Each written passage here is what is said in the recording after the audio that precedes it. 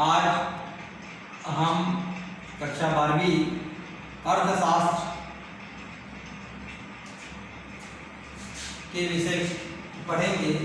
इसमें मुद्रा, अभिप्राय, उद्भव एवं कार्य को समझने का प्रयास करेंगे। मुद्रा को इंग्लिश में कहते हैं money, meaning, evolution and function. इसको समझने के पहले एक चीज महत्वपूर्ण चीज है जिसे हमें समझना है, वस्तु विनिमय प्रणाली अभिप्राय। अभी वस्तु क्या होता है और विनिमय क्या होता है ना, इसको जानना जरूरी है। वस्तु मतलब सामग्री, कोई भी चीज को हम लेते हैं, चाहे आपका चावल, दाल, साबुन, नमक, पुस्तक, टेबल, कुर्सी, यानी जो हमारे जीवन में आवश्यकता पड़ती है, जिसे हम उन आवश्यकताओं को पूर्ति करने के लिए किसी वस्तु की हमें आवश्यकता पड़ती है, जिसे हम पूरा करते हैं।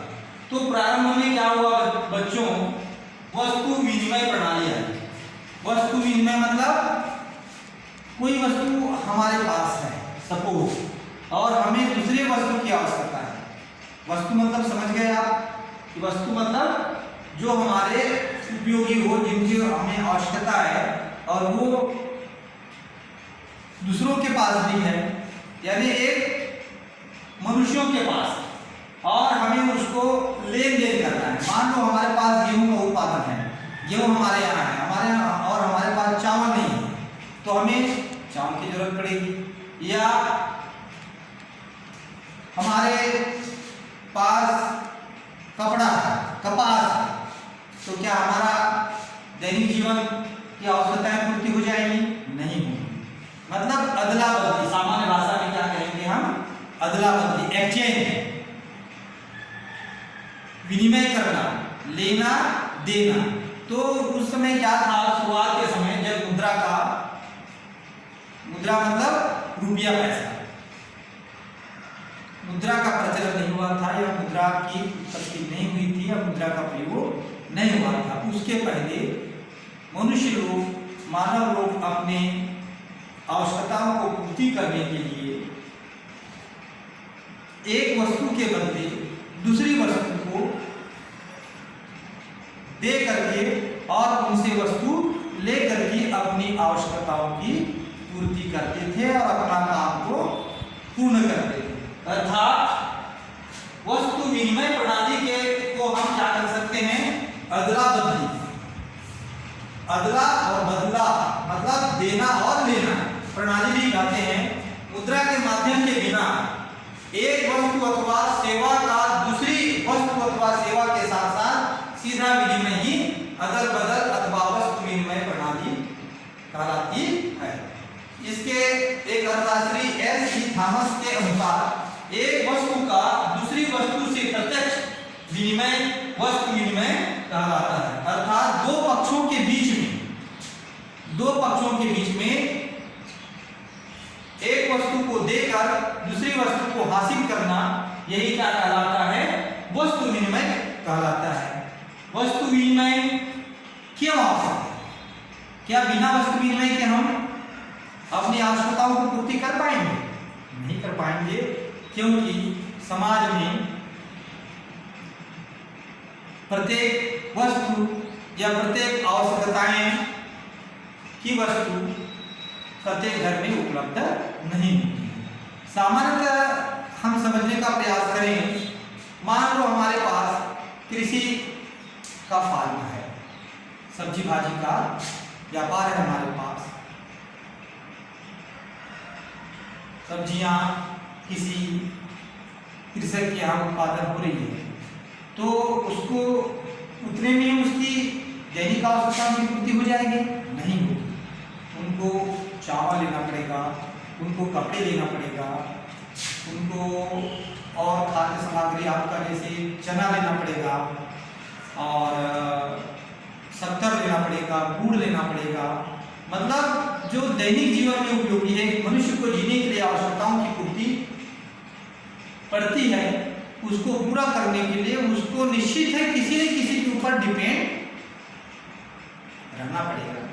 तो विद्यार्थियों, हमें एक वस्तु किसी को दे करके उस वस्तु के बदले में दूसरी वस्तु जो हमें आवश्यकता है उसे हासिल करना या उसे प्राप्त करना वस्तु विनिमय प्रणाली कहते हैं। यह प्राचीन काल में यह सिस्टम चालू थी जब मुद्रा का विकास नहीं हुआ था, उस समय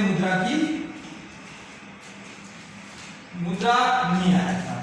ठीक, अब जैसे मान लीजिए किसी के घर में, यहाँ उदाहरण दिया हुआ है, मान लो राज के पास बकरी है, कोई राज नाम का व्यक्ति है, उसके पास बकरी है, उसे उसके बदले में चावल लेना है, दाल लेना है और कपड़ा लेना है।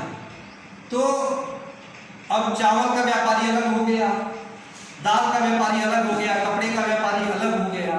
तो क्या संभव है कि वो उस बकरे को लेकर के वो ये तीनों वस्तुएं हासिल कर सकता है? नहीं कर सकता है। तो वस्तु विनिमय प्रणाली में समस्याएं भी हैं और यही समस्याओं को हल करने के लिए मुद्रा प्रणाली आई। मतलब वस्तु विनिमय प्रणाली शुरुआत के समय बहुत समस्याओं को झेलते हुए या समस्याओं को संघर्ष करते हुए लोग वस्तु विनिमय प्रणाली के माध्यम से अपने दैनिक उपयोग की वस्तुओं को हासिल करते थे और उससे उनका जीवन निर्वाह काम चलता था। मुद्रा विनिमय, वस्तु विनिमय, वस्तु मतलब समझ गए आप, वस्तु मतलब जो हमारे दैनिक जीवन में आवश्यक पदार्थ, वस्तु मतलब जो हमें उपयोगी चीज है, मनुष्य के जो उपयोगी चीजें हैं उनको हम वस्तु कहते हैं। और वस्तुओं को हासिल करने के लिए प्रत्येक व्यक्ति के पास उनकी उपयोगी चीजें, प्रत्येक उपयोगी वस्तु उनके पास उपलब्ध होना संभव नहीं है। इसलिए हमें समाज के दूसरे व्यक्तियों के पास उस वस्तु को क्रय कर सकते थे या विनिमय कर सकते थे, मतलब उनसे हम ले सकते थे, क्योंकि उस समय मुद्रा का उद्गम नहीं हुआ था। इसलिए लोग एक दूसरे के साथ आपस में मिल करके या संपर्क करके वस्तु को दे करके अपनी आवश्यकता की वस्तु को प्राप्त करते थे और अपनी जो डेली आवश्यकताओं को पूर्ति करते थे। ठीक, वस्तु में वर्तमान आर्थिक व्यवस्था को सुचारू रूप से चलाना और अपनी दैनिक जीवन को बेहतर बनाना। ठीक, तो इसके बाद वस्तु विनिमय प्रणाली कुछ समय तो चली, लेकिन इसमें समस्याएं भी आई, इसलिए इसके बाद मुद्रा का उद्गम हुआ। ठीक,